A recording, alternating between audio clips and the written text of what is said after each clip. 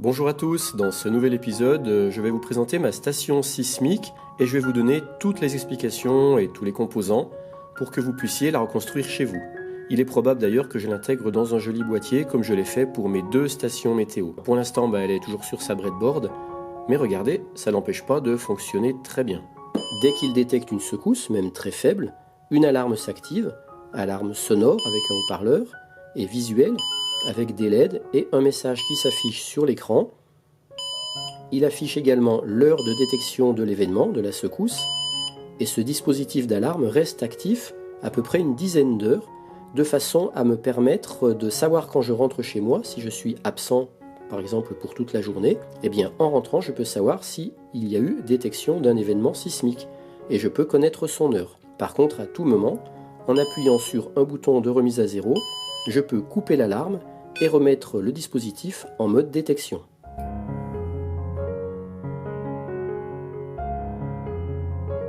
Il y a 4 LED rouges qui indiqueront le niveau d'intensité détecté. De gauche vers la droite, une LED allumée niveau faible, 2 LED allumés niveau moyen, 3 LED allumés niveau fort, 4 LED allumés niveau très fort. Démonstration. Petite secousse. Secousse moyenne. Secousse forte. Secousse très forte. L'accéléromètre capte dans les 3 axes, comme ça, vertical, comme ça, latéral, et comme ça, avant-arrière. Donc ça fera pareil si je fais une petite secousse comme ça. Voilà, ou si j'avais fait comme ça.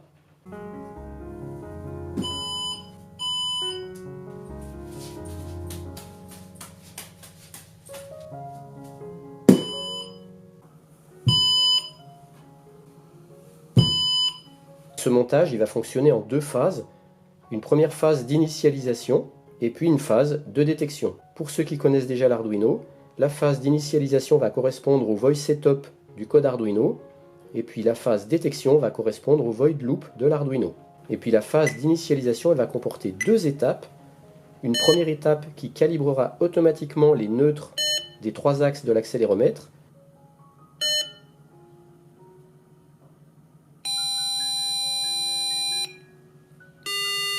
Et puis une phase de programmation manuelle des 4 seuils d'intensité.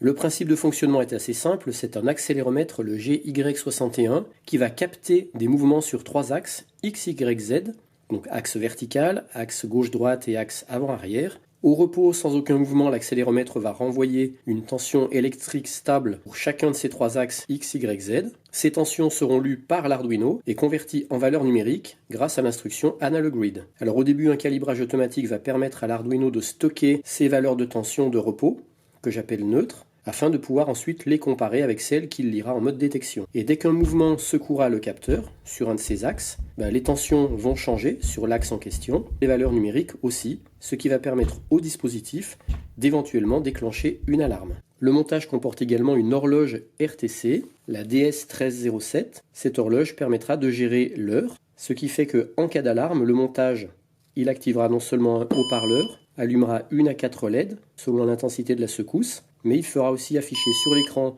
un message d'alarme et surtout l'heure à laquelle l'événement s'est produit. Et cette heure restera verrouillée tant qu'on ne viendra pas déverrouiller l'alarme. Donc moi j'ai choisi de figer cette alarme à peu près 10 heures, ce qui me permet de, en cas d'absence, savoir en rentrant chez moi si une secousse a été détectée pendant mon absence et surtout à quelle heure.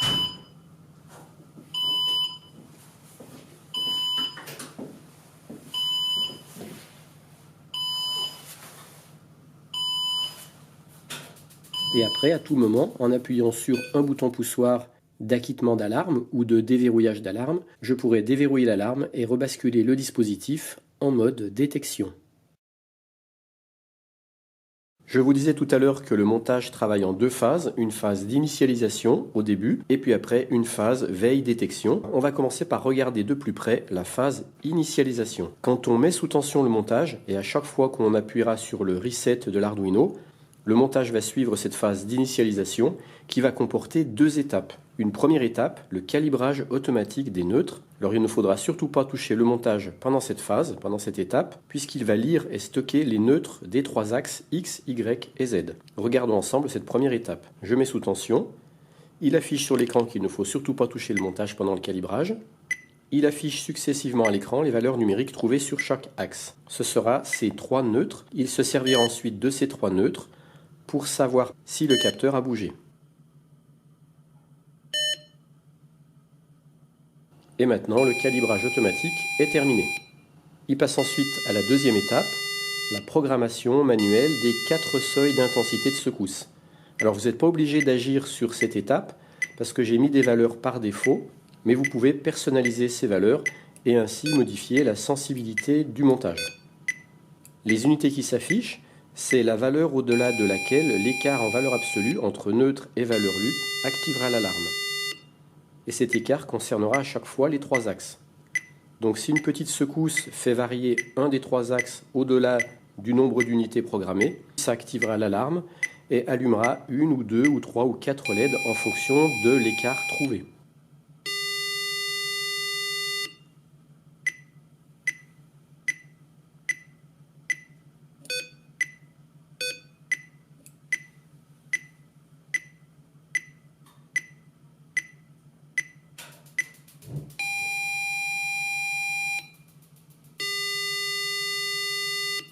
On dispose d'environ une dizaine de secondes pour régler chaque niveau d'alarme.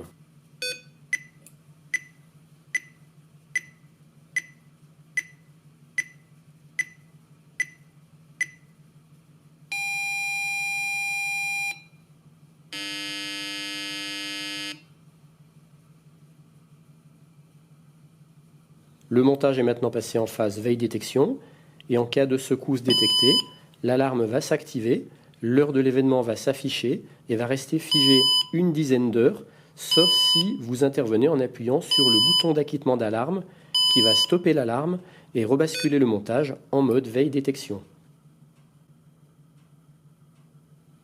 Cet interrupteur permet de couper le rétroéclairage de l'écran, par exemple de façon à ne pas être gêné si on le met dans une pièce où on dort et qu'on serait gêné par une lumière. Et notez que si une coupure de courant intervient, eh bien, au rétablissement du courant, le montage se relance tout seul avec sa phase d'initialisation en deux étapes. Et si cette phase se fait en votre absence, eh bien, ça veut dire que le capteur fonctionnera avec les 4 niveaux d'alarme qui sont rentrés par défaut dans le programme.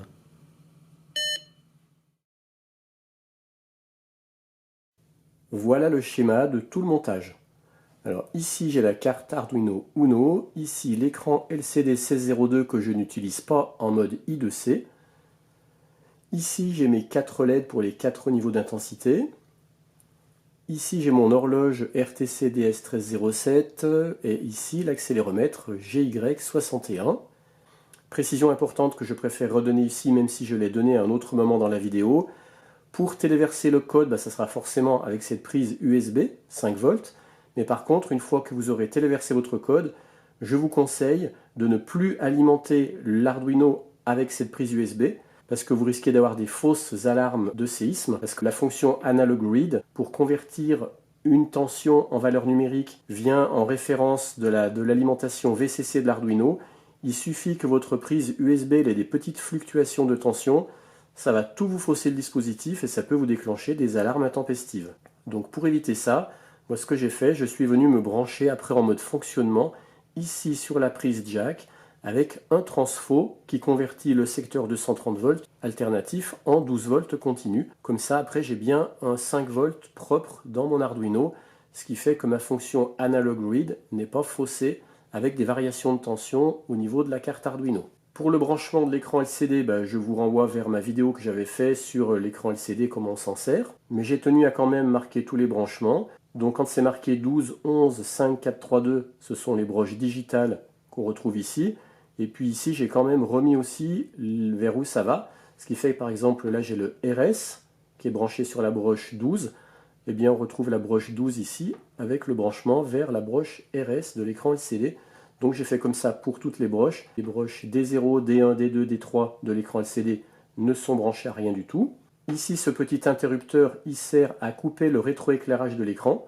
Par exemple, si vous mettez le capteur sismique dans une pièce où vous dormez et que vous ne voulez pas avoir de la lumière qui vous empêche de dormir, à tout moment, avec ce petit interrupteur, vous pouvez venir couper le rétroéclairage de l'écran. Ici, j'ai une résistance variable de 10K. Elle va me permettre de régler le contraste de l'écran LCD. Les 4 LED de 4 niveaux d'alarme sont branchés sur les broches 6, 7, 8, 9, Digital 6, 7, 8, 9 de l'Arduino. On les retrouve ici, 6, 7, 8, 9, et j'ai mis LED 1, LED 2, LED 3, LED 4. Elles sont toutes les 4 en série avec une résistance de 220 ohms et elles sont branchées après derrière vers le ground de l'Arduino. L'horloge RTC, elle fonctionne en protocole I2C, la broche SDA sur la broche analog in A4 et la broche SCL sur la broche analog in A5. Pour rappel, soit elles sont ici, les broches SCL, SDA, je ne les ai pas dessinées, mais on peut aussi les retrouver sur les broches analog A4 pour la SDA et analog A5 pour la SCL. Donc moi je suis venu les brancher ici. Après le 5 volts sur le 5 volts de l'Arduino qu'on retrouve là. Et le ground. À chaque fois tous les grounds qui seront ici, ça sera sur le ground de l'Arduino qui est ici. L'accéléromètre, lui il n'est pas en I2C, c'est tout simple. On vient l'alimenter en 5 volts avec un petit condensateur de 470 microfarads pour éviter les petites fluctuations de tension, on ne sait jamais. Et puis on retrouve les 3 axes X, Y, Z. L'axe X, on vient le brancher sur la broche A1. L'axe Y sur la broche A2, l'axe Z sur la broche A3. Dans cette partie-là, on va retrouver les 2 boutons poussoirs Up et Down pour la phase de programmation manuelle de réglage des seuils. Alors je suis désolé, tout à l'heure c'était des interrupteurs et puis quand je suis arrivé à ce moment-là pour filmer ici, je me suis rendu compte que je n'avais pas dessiné des boutons poussoirs, donc ne vous étonnez pas, là j'ai modifié, c'est bien des boutons poussoirs. Alors comment ça marche? J'ai fait un pont diviseur de tension avec 2 résistances de 100K de façon à prélever le moins de courant possible au repos, parce que ça va tout le temps prélever un peu de courant. Ici ça me donne donc une tension moyenne de 2 volts et demi. Et puis quand on viendra appuyer sur le bouton poussoir Up, ça fera un pull-up, on va récupérer du 5 volts sur la broche A0. Et du coup comme ça le code programme saura qu'on a activé le bouton poussoir Up. Et puis si on vient appuyer sur le bouton poussoir Down, ça fera un pull down. Et du coup, on se retrouvera au 0 volt sur la broche A0. Alors attention, ne jamais appuyer en même temps sur le up et le down, parce que sinon vous faites un court-circuit. D'ailleurs, il faudrait peut-être que je mette une petite résistance pour sécuriser un peu le dispositif. Et enfin, sur cette partie-là, on va retrouver la partie alarme. Sur la broche 13, j'enverrai le signal d'alarme à travers une résistance sur la base d'un transistor NPN qui va commander le haut-parleur. Le haut-parleur, c'est un haut-parleur 8 ohms 0,5 watts. Il est monté en parallèle avec une diode de roue libre pour éviter les surtensions, parce que je rappelle, un haut-parleur c'est une bobine, et une bobine, quand on la coupe, ça fait une surtension inverse à ses bornes. Si vous disposez de résistance de 1 watt minimum, une seule résistance de 50 ohms suffit. Par contre, moi je n'ai pas de résistance de puissance de 1 watt, elles font toutes un quart de watt. Donc j'ai mis en parallèle 2 résistances de 100 ohms, ça équivaut à une résistance de 50 ohms, mais ça me permet de répartir la puissance sur chacune des 2 résistances, ce qui fait que chaque résistance encaissera un peu moins de puissance. Et puis ce qui est très important ici, c'est que là, tout ça, on vient se connecter à la broche V-in, qui est ici, 12 volts. Pourquoi le V-in et pourquoi pas le 5 volts? Pour éviter que le haut-parleur ne vienne parasiter le fonctionnement de tout le montage, eh bien, c'est de venir se brancher sur la broche V-in, parce que je rappelle, la broche V-in, elle est directement reliée à l'entrée ici de la prise jack. Donc quand on va venir prélever du courant sur cette broche V-in, ça ne va pas perturber le fonctionnement de l'Arduino, puisqu'on vient directement prélever du courant, c'est comme si on venait le récupérer directement ici.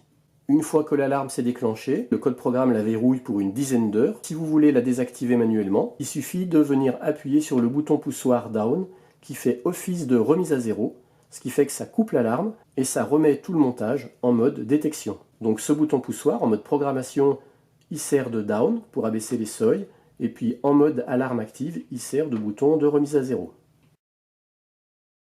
Concernant le code programme, il est inutile que je vous l'explique parce qu'il est prêt à l'emploi et puis ça prendrait trop de temps parce qu'il y a beaucoup de lignes. Il n'est pas très compliqué. J'ai mis beaucoup de lignes de commentaires dans le code de façon à bien voir chaque partie à quoi elle sert. Comme d'habitude, je mettrai un lien vers ce code dans le descriptif de cette vidéo, un lien vers mon Google Drive. Sinon, concernant le matériel utilisé, pour ceux qui ne connaissent pas encore l'écran LCD 1602, je vous invite vivement à aller voir ma vidéo numéro 208 dans la série Tronic Aventure, sachant que je le rappelle, ici je ne me sers pas du protocole I2C. Pour ceux qui ne connaissent pas non plus l'accéléromètre GY61, j'ai également déjà fait une vidéo de présentation dans le tuto numéro 267. N'hésitez pas à aller le voir. Et puis j'ai également fait une vidéo pour présenter le module RTC, donc l'horloge DS1307, dans la vidéo tutoriel numéro 347, toujours dans la série de la Tronic Aventure. Pour le module d'horloge, il peut fonctionner sans pile-bouton, mais il est préférable de mettre une pile-bouton dans son logement parce que ça vous permet de garder l'heure en cas de coupure de courant. Alors après, faut bien respecter le format de la pile. Par exemple, moi j'ai utilisé l'horloge RTC DS1307 de chez Adafruit, et avec ce modèle, il faut mettre une pile-bouton CR1220. Et sinon, vous trouverez toujours dans le descriptif de cette vidéo la liste des principaux composants avec des liens pour ceux qui voudraient se les procurer pour reconstruire cette station sismique. Pour conclure, je suis conscient que ce montage, c'est plus un gadget qu'une vraie station de détection sismique. Vous imaginez bien que les vrais capteurs sismiques professionnels, ils sont bien plus perfectionnés, ils répondent à un cahier des charges très strict. Et de plus, pour les fortes secousses, on n'a pas besoin de ce montage pour s'en apercevoir, parce qu'en général, soit on le sent, soit ça fait tomber des objets chez soi. Mais quoique, si l'événement sismique se passe quand on n'est pas chez soi et que justement on est loin de chez soi, eh bien quelqu'un qui serait un peu bricoleur, qui maîtriserait les réseaux et les serveurs, il pourrait très bien relier cette petite station sismique à sa Livebox de façon à se faire envoyer une alerte SMS sur son téléphone portable. Mais moi pour l'instant je ne sais pas encore faire ça. Par contre, je sais que moi si un jour mon capteur détecte une secousse même très faible, et que j'ai un doute sur la cause du déclenchement d'alarme, eh bien j'irai vite me connecter sur un site de suivi en live des tremblements de terre sur le globe pour voir si un tremblement de terre a bien été détecté dans ma région. Ce site de suivi en live des secousses sismiques, je vous le mets aussi en lien dans le descriptif de cette vidéo. Et puis si certains d'entre vous refont cette station sismique, n'hésitez surtout pas à nous la montrer, à nous la partager sur le groupe Facebook Tronic Aventure. Allez, moi je vous dis à bientôt pour de nouvelles vidéos sur la Tronic Aventure. Bye bye!